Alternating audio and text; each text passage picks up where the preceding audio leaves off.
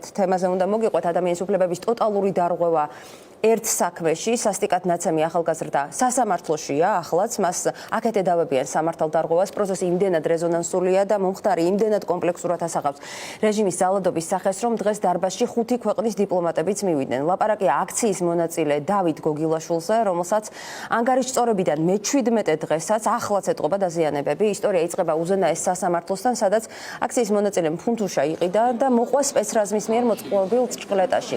ამის შემდეგ ენით აღუწერელი ძალადობისა და წამების ქვეშ აღმოჩნდა, ძალოვანებმა დააკავეს, სცემეს, ფეხები უტყეს სახეში, 9 საათი მანქანაში გამოკეტეს, გაქურდეს. დროსა და სივრცეში ორიენტაცია მქონდა დაკარგული, სისხლის შესაჩერებლად ტუალეტის ქაღალდი მომაწოდეს.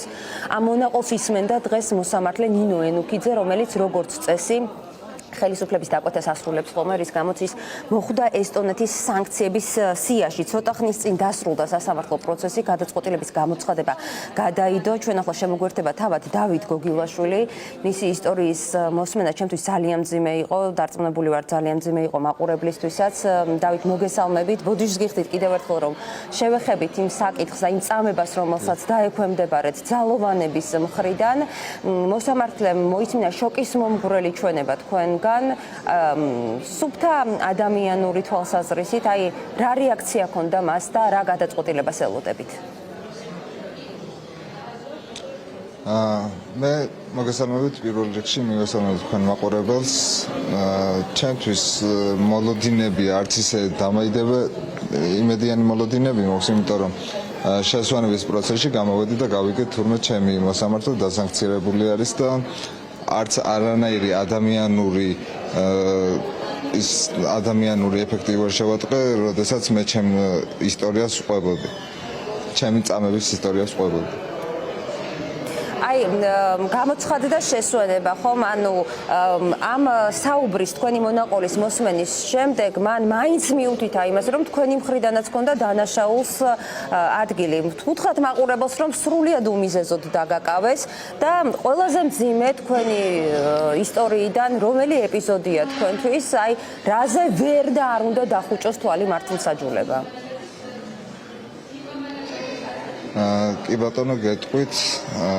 პირველ რიგში დღეს პროცესზე რაც მე მოვისმინე სამართალდამცველებისგან, იმიტომ რომ ჭყალებში ეს, იმიტომ რომ მათ სამართალდამცველებს მე პირადად ვეღარ ვუწოდებ, იყო სრულიად აბსურდი, ზღაპრები, მოგონილი ისტორიები და რა ვიცი, როგორ შეიძლება ვერ შეამჩნიო ის, რომ მე ცხვირი მოტეხილი მოხდა, ამას დარქვა ცხვირის ჩაწითლება, არ მისმის და რა ვიცი, წამების მეთოდებს, რასაც ისინი ხედავდნენ, ისინი უბრალოდ არ თქვეს. და რაც შეიძლება განსაკუთრებულად მე რაც მახსოვს და არა ადამიანი, არა ჰუმანური მოქცევა რაც იყო და წამებას, რასაც ვუტოლებ, მე ესაა, რომ ქათიშულზე ჩემთვის მორალურად არ ჯდება კიდევ ადამიანს რომ დაარტყა. ეს არც ერთ სახელმწიფოში არ უნდა ხდებოდეს პირველ რიგში და არც ქათიშულზე, როდესაც ადამიანი გონებაზე აღარა და აშკარა ფაქტიურად ტვინის შერყევა მიიღო, იმას კიდევ ვუმატებ და იმუქრები, რომ შემდგომში კიდევ ჩამოხვალ და მოკლო. ესა ჩემი სიცოცხლის საფრთხე ვიგრძნე ყველაზე დიდი იმ მომენტში. იმ ადამიანებისაგან, რომლებიც უნდა იცავდნენ, ხო, წესით, აქციის მონაწილეებსაც და ყველას. იმ ადამიანები ხო, თქვენ ვის ასახავთ მოძალადეებად? იმ ადამიანებისგან, რომლებიც ჩემ უფლებებს უნდა იცავდნენ. ეს არ იყო პოლიცია, ხო, ეს სპეცრაზმი იყო. იმ პრინციპში დიდი განსხვავება არ არის, მათი მეთოდებიც ხშირად არ განსხვავდება ხოლმე, მაგრამ კონკრეტულად რომ ვთქვათ, ვინ იყვნენ და დიპლომატებს რა რეაქცია ჰქონდათ თქვენს მონაყოლზე? ესეც რომ გითხრათ. კი ბატონო, მოგახსენებთ, ამათ მე ვერც პოლიციას, ვერც პრესას ვერ დავარქმევ, იმიტომ რომ ისინი ყველაფერს აკეთებენ გარდა იმისა, რომ დაიცვან თავიანთი მოქალაქეების უფლებები. ისინი არ ოღოვენ, ისინი ცემენ და ისინი ატერორებენ ამ ადამიანებს, ახალგაზრდებს და რა ვიცი, ყველაფერი რაც პოლიციამ და სამართალდამცველმა უნდა გააკეთოს, ყველაფერს აკეთებენ მის საპირისპიროს, საწინააღმდეგოს. რაც შეეხება დიპლომატებს და ჩართულობას სხვა ქვეყნებისგან საქართველოს მიმართ, მე ვთვლი, რომ ძალიან მნიშვნელოვანია გამიხარდა ჩემ პროცესში, რომ ჩაერთნენ, მოვიდნენ, იმიტომ რომ საქართველოს ამ მომენტში აქვს ძალიან რთული ვითარება, და დახმარება დაგჭირდება სოფლიოსგან და ვთვლი ამას ნენელა მივაღწევთ, იმიტომ რომ საქართველოს დღესდღეობით გაერთიანდა, ქართული ხალხი ერი გაერთიანდა და როგორც ვიცით, თუ ერთად ვართ, ძლიერები ვართ და ჩვენ ამას მივაღწევთ, იმიტომ რომ საქართველოს ხედავს ახლა მსოფლიო, ყველა გვიყურებს ჩვენ. დავით, თქვენ ბოლო კითხვასაც დაგისვამთ და მეტ დროს აღარ წაგართმევთ. თქვენ თქვით, რომ მაშინ, როდესაც უმოწყალოდ გცემდნენ, გიმეორებდნენ, რომ ნახოთ კიდევ როგორ წახვალ აქციებზე. აი, როგორ ფიქრობ, მიიღებ კიდევ პროტესტში მონაწილეობას?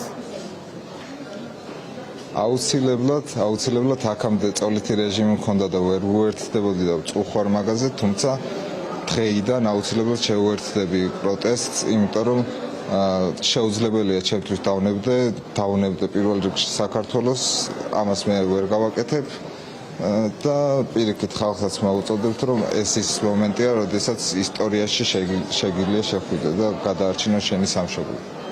და კიდევ ერთიც, აი, რადგან ევროპელი დიპლომატები იმყოფებიან ადგილზე და ვინაიდან თქვენ არ გაქვთ სამართლიანი სასამართლოს მოლოდინი, თუ გაქვთ ნაფიქრი იმაზეც, თქვენ საქმეს წაიღებთ თუ არა ქვეყნის ფარგლებს გარეთ ევროპულ სასამართლო ინსტიტუციაში, სადაც მეტი შანსია, რომ სამართალი იპოვოთ. აუცილებლად და მე ამ სამართალს ვიპოვებ, მე ჩემს სიმართლეს დავამტკიცებ და ყველა ადამიანი, ვინც ჩემი უფლებებით დაარღვია, მოგითხოვ მათ დასჯას. აუცილებლად სიმართლე გაიმარჯვოს, მე ესე ვფიქრობ. დიდი მადლობა, დავით გოგილაშვილი, მეც აღარ მოგაცდენთ, ისედაც მძიმეა. შეგნებულად აღარ ჩაგეკითხეთ დეტალების შესახებ, ვინაიდან კიდევ ერთხელ ვაცნობიერებ იმას, თქვენთვის ეს რა სტრესია, მალე გამოჯანმრთელებას და რეაბილიტაციის დასრულებას გისურვებთ და სიმართლის და სამართლიანობის პოვნას იქ, სადაც ეხლაც თქვენ იმყოფებით, ვინაიდან მოსამართლე დასანქცირებულია, არ არის გამორიცხული, რომ მან გადახედოს იმ პრაქტიკას, რომელსაც იყენებდა ბოლო პერიოდის განმავლობაში და რის გამოც დაექვემდებარა ის სანქციებს. დიდი მადლობა, დავით.